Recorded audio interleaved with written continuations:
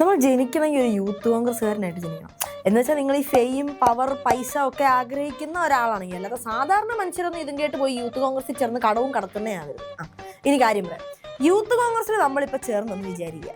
എന്നിട്ട് നിങ്ങൾക്ക് ഈ നേരത്തെ പറഞ്ഞ പദവി, പണം, പ്രശസ്തിയൊക്കെ വേണം എന്നാണെങ്കിൽ ആദ്യമേ ഒരുപാട് ചിരിക്കുന്ന ഫോട്ടോ എടുത്ത് വയ്ക്കുക.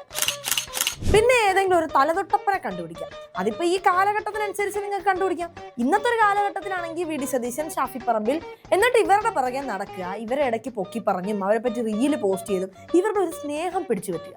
കഴിഞ്ഞു, പരിപാടി കഴിഞ്ഞു. അടുത്ത സെക്കൻഡ് നിങ്ങൾ യൂത്ത് കോൺഗ്രസ് അധ്യക്ഷ സ്ഥാനത്തിരിക്കും.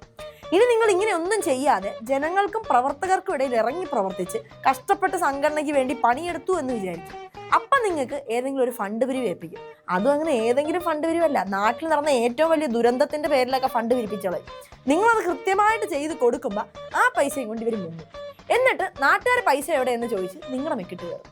കൈ നനയാതെ മീൻ പിടിക്കുക എന്നതിനുള്ള സമൂഹത്തിൽ ജീവിക്കുന്ന ഉദാഹരണമാണ് യൂത്ത് കോൺഗ്രസ്. ഇപ്പൊ തന്നെ യൂത്ത് കോൺഗ്രസ് അധ്യക്ഷനെ കണ്ടെത്താൻ ജനാധിപത്യപരമായി തിരഞ്ഞെടുപ്പ് നടത്തി. ഇത്രയും നാൾ മറ്റേ മാത്യു കുഴൽനാടനെ പോലെ കോടതിയുടെ കയ്യിൽ നിന്ന് കാറാട്ട് വാങ്ങുന്ന വമ്പൻ സ്രാവുകളാണ് ഇന്റർവ്യൂ നടത്തി യൂത്ത് കോൺഗ്രസ് ഭാരവാഹിയെ തിരഞ്ഞെടുത്തത്. ഇന്റർവ്യൂവിന്റെ ഗുണമാണോ അതോ ആളിന്റെ ഗുണമാണോ എന്ന് അറിഞ്ഞൂടാ. ഇപ്പൊ ജനാധിപത്യത്തിലോട്ട് മാറി.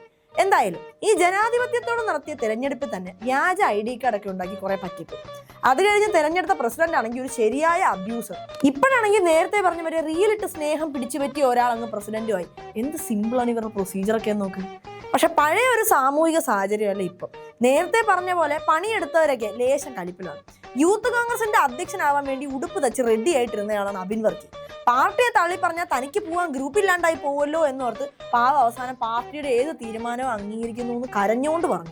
എന്നിട്ട് ഉപാധ്യക്ഷ സ്ഥാനമെങ്കിലും കിട്ടിയാലോ എന്നോർത്ത് എനിക്ക് ദേശീയം വേണ്ട എന്നും പറഞ്ഞു നോക്കി. ഒരു രക്ഷയില്ല. തഴയൽ എന്നൊക്കെ പറഞ്ഞ ഇജ്ജാതി തഴയൽ കണ്ടോണ്ടിരിക്കുന്നവരൊരു കരച്ചിട്ട് വരും. കഴിഞ്ഞ വർഷം പിതാവിന്റെ ഓർമ്മ ദിവസമാണ് തന്നെ യൂത്ത് കോൺഗ്രസിന്റെ സ്ഥാനത്തുനിന്ന് നീക്കിയത്. എനിക്കും അത് ഭയങ്കര മാനസിക വിഷമം ഉണ്ടാക്കി എന്നും പറഞ്ഞ് ഇപ്പൊ ചാണ്ടിയുമ്മനും വന്നിട്ടുണ്ട്. ഒരു ഗ്രൂപ്പിനുള്ള കോളൊക്കെ കാണുന്നുണ്ടെന്നാണ് സാഹചര്യ തെളിവുകൾ. എന്തായാലും നമ്മൾ മുൻവിധി വെച്ച് നിഗമനത്തിലെത്തണ്ട. ചിലപ്പോൾ ഇവരൊക്കെ നിന്നിട്ട് വേറെ ഏതെങ്കിലും പുതിയ ആളാണ് ഗ്രൂപ്പ് തുറന്നെങ്കിലോ. നിങ്ങളെന്ത് വിചാരിച്ച് ഗ്രൂപ്പേ ഉണ്ടാവില്ലെന്നാ? കൊള്ളാം, ഇത് കോൺഗ്രസ് ആണ്, മറക്കണ്ട.